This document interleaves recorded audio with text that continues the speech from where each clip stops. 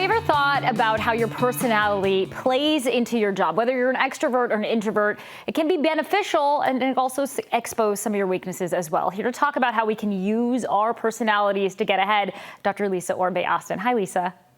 Hi, Natalie. All right, so first, people should probably, have an idea of what their personality is. What's one way to figure that out? So one of the instruments that I like the most is the Myers-Briggs Type Indicator. It looks at personality across 4 dimensions, and I think really gives a nice kind of understanding of not only yourself, but how others may function in the world and in the workplace.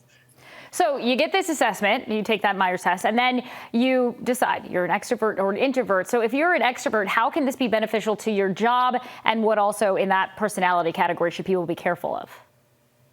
Yeah, so I think when you're an extrovert, you tend to get energy from being with people. So you tend to like to work in groups. You tend to be very verbally communicative, prefer action over reflection, and really enjoy environments in which you're in the foreground.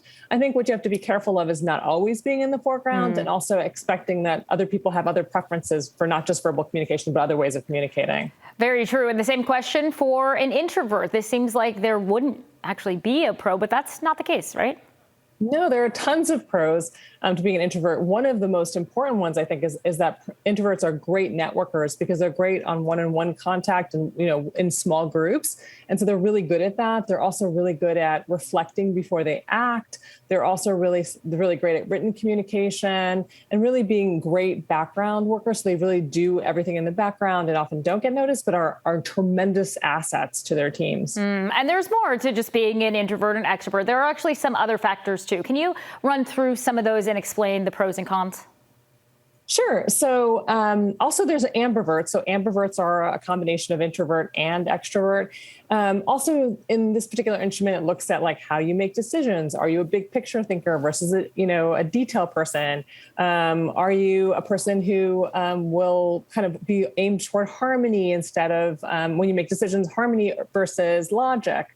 When you're working on projects, are you focused on sort of the conclusion and being on time versus the process of being creative and flexible? So it really gives us an understanding of not only how we operate in the workplace, but also how others operate. It gives us a greater, I think, sense of tolerance and acceptance, and really helping us to kind of maximize every different type.